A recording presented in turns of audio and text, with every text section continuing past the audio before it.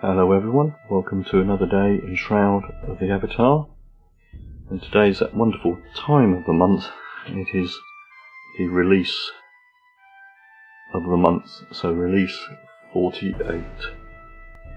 So I thought I would just do a quick summary of the release notes. So I won't be going through it absolutely word by word, but we will be going through all of the main points. So let's start off. Again, there's been generally some load times, some volumetric lighting, world building, and some polishing which normally happens.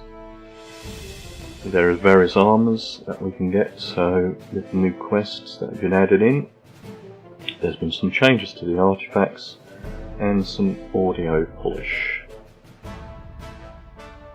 They've changed on the path of the Oracle, they've changed how the lens will be reassembled, and we'll be given the instructions on that at the first part of the lens, so we'll have to find out what the story is behind that this month.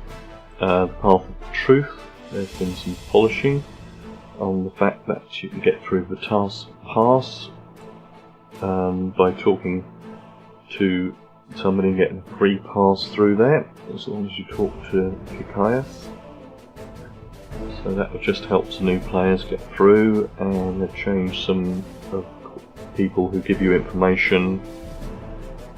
Jenna knows less in Jenniford, and Olivia Grace knows more. So they just changed some of the story, which they've done on a lot of the items in the game to make it flow better. On the Path of Courage, again they've changed some of the way that the characters interact with you and some of their text to make it flow better. Solace Bridge Outskirts, and they've changed the Ebon Dawn Ritual Master to somebody called the Mistress Validus of the, Mistress Validus the Undying. So she must be an undead person, I would assume. And so that's replaced the Ebon Dawn Ritual. So the quest is still very similar. They've added a new group of people. The Ballad of the Bloody Bones, a roving party in the zone. The undead are venturing out more. So they're venturing out from the graveyard to pester the natives. The Alpha Wolf is where you can get one of the new items of armour in the game, which we'll be going through later. The bandits have been changed so they don't overwhelm players in the area. They've added some lighting effects to make it easier to see the NPCs in the camp, and they've added quest highlighting, which I think they've done throughout the whole world to make it easier for people to find quest items. The other big thing, of course, in this release, is the launch of the 2-tier mines. So we have the Lost Winterguard Silver Mine on the Love Path, and you can enter that through Selenia or White Guard Foothills. And then you have the Understorm's Gold Mine on the Truth Path, and you can enter that through Longfall Woods or Storm's Reach Island. There's a town in Storm's Reach.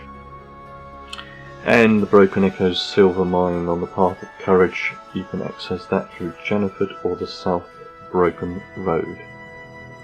And they will have some storyline and some quests in there where you can get the other part of the armour, or the first part of the armour, the chest pieces. Again, we'll be going through those later. Some pictures here, and towards us actually here, that in Selenia a woman is there to give us a quest so it can get the chest part of this armour of the Love, so it's level. Then in Storm's Reach there's a quest so you can get the Cloth of Robe of Truth, and in Jenniford there is a quest so you can get the chest armour of Courage. Then in each of the outskirts scenes there is a quest so you can get their helms. So you get the Helm of Courage in Highvale Outskirts, the Cloth Hood of Truth in Blood River Outskirts, and Solace Bridge Outskirts from Farmer Fillmore, as we discussed earlier. You can now get the Helm of Love. Now if you have completed that quest, you just need to go back, talk to him, and he will actually give you your reward. The devotionals now talk to you in a different way if you've talked to them before, because there is a reward if you go round and talk to all of the devotional caretakers. Let's have a look round. The House on the Hill has had some text changes. Again, the volumetric lighting, which will enhance some lighting effects and fog effects. Be interesting to see how it affects frame rates and such like, especially on higher end and lower end graphics cards. So, and they've polished some rocks or made them look better basically. In Alfheim, North Hollenholt and Solace Forest, South Broken Road, an area around the minstrels has been cleared of hostiles so the quest doesn't get broken up. In Selenia, they've changed some artwork by looks of it to improve access. In Highvale Outskirts, they've changed the respawn rate of the Frostgates. And in the fall, they've made some changes in the lower area. And removal of hostile plant spawners. So, Crooked Shank, there's been some changes. The Crags Desolis, there's been quite a few changes, you can read through those. And some repairs like the Sieges and Astronomy. They've added more multiple entry points from Overworld now. For instance, one was added, or one of the first ones added was in Central Brittany. When you first enter it, you enter through the normal area. Then if you made your way down to the docks would appear on your compass. So that when you went into Central Brittany a second time, you can actually go straight down to the docks instead of having to walk through them. So loads more areas have been added into this type of list, but you have to find the other entry or exit points. Loads of scene fixes, load time reductions of course, and they've added some tools to put our own towns so that they can better get rid of grass and trees that they don't like. They've done some scene optimizations in Doris, Blood Bay, Brittany Alleys, Highvale Outskirts and Blood River Outskirts. Again, something which we were talking about before, grass and tree removers, and they've increased decoration limits, so that means we can put more things. Player owned town decoration limits increase, so it's the player owned town owners can now place more items in their towns or cities. Let's have a quick look through the rest of these. Some house fixes. The deeds have finished and restarted, so we'll be getting a list of the winners of the R47 lot raffle deed, and of course the R48 lot deed raffle starts. They've changed some names and sizes of towns so you can see if there's one that affects you. And crafting, another big thing, artifact repair. Artifacts can now not be repaired with gold or crowns of obsidian. They can only be repaired by you salvaging another artifact and getting an essence from that artifact, and then you can repair your favoured artifact with that essence. But on the flip side of that, they have made it so that you can now enchant and masterwork your artifacts, so it'll be interesting to see what rewards we get from enchanting and masterworking, and also how much it's going to affect the market in regards to how much is it going to be for a plus 11 artifact, for instance. So there'll be some interesting things going on. They've added Kabbalist gear as an artifact, but the Dread artifacts will remain the same as they are running now because they are quest items. Just have a look through. They've added some low tier salvaging, so 0 to 4 skulls. So now we can get the chance of getting something out of a bandit blade, a bandit dagger, a bandit short sword, a bandit spear, heavy halberd, heavy two-handed hammer, heavy two-handed sword, sturdy axe, sturdy hammer, and the sturdy mace. So you'll get one extra item out, or the chance of one extra item out of them, so you can make a better weapon. The wooden tier components, 2-tier components, have been changed or upgraded. They brought in the ability that metrionic iron would give you a better reward than normal iron, and they've added this to the wood components, making the tier 2 components in wood better. As in the game, they would like us to be able to craft anything we can buy on the store, so they've added in some new recipes in regards to the items that came on the store last month. So the cloth divider and the IV stand are now recipes, and there is a new pattern for the Norgrad citizen outfit, which is a drop. I don't think it can be purchased, even though I'm not certain. They've changed some tooltips, and some salvage fixing, and some user interface. So there'll be some interesting. SOTA Maps has now moved to a different server and will become more available. It should be loading quicker, they say, and they should be opening it up for us to help them edit the map and create points on the map. Let's just a quick look through these. Most of this is just his combat mode UI, things like that. Low ammo indicator.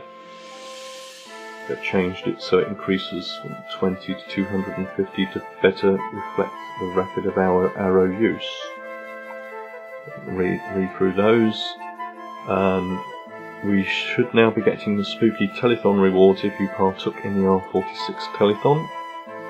And of course the new winter decorations come in, and some new items for November. So we have the November moustache helm and cloak has been added into the store. So we have the cloak and the helm. So those have been added in.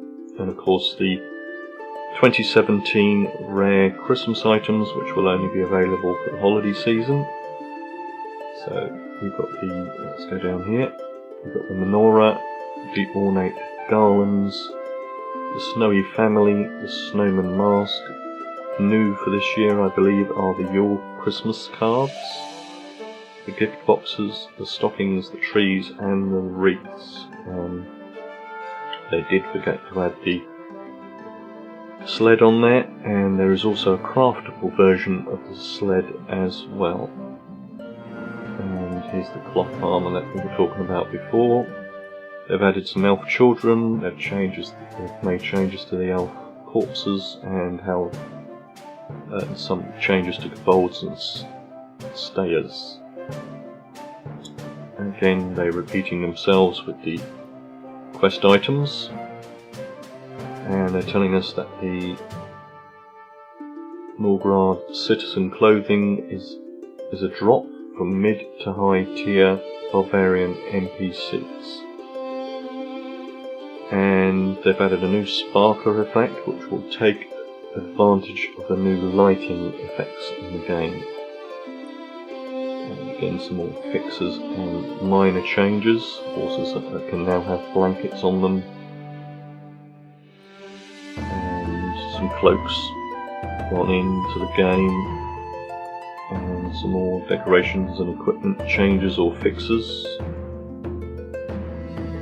Let's have a look at combat, the next point of major interest in this release. Decay from when you die, commonly called death decay, is now not applied upon death. It is applied upon when you recover yourself, because they have made some changes to death decay. If you recover yourself at an on, everything remains the same. But if you are resurrected by another player, you only lose half your death decay. So that means if you're in a group and somebody in the group has the chance to resurrect you, it means you will get a benefit of them resurrecting you, because you would only lose half your decay. They've changed some of the spells so that you can move them through one scene to another. This will help things like if you were over encumbered and used a ability of Strength of Earth, it means that hopefully it should now pass on to the overworld. Where before, when you change scenes, your character would basically reset. We've changed some of the area effect radius. We've changed the Chaos Bolt and made it look better. Regen and focus frequency. They've made slight changes to that. Eagle Eye has changed so it adds more critical hit damage. They've increased the length of the buff effects in the fall.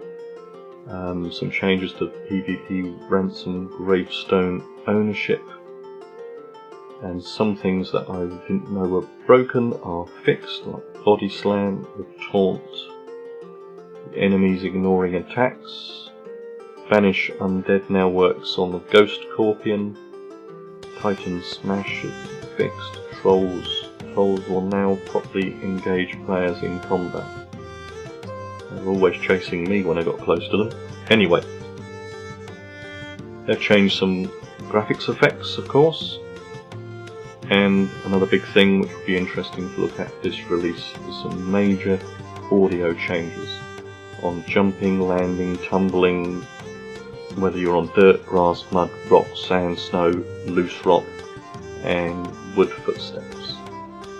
So lots of work has gone into the audio of the game, and I think more to come as well. So the Reaper, Isle of Storms, the Oracle Spiders, and the Oracle Flyers. So, be interesting. And again, here we are at the end of the release notes where it talks about the performance, the game loop, the visual, the pledge rewards, the story and add-ons, and the nice Sincerely Starlong, aka Darkstar, executive producer.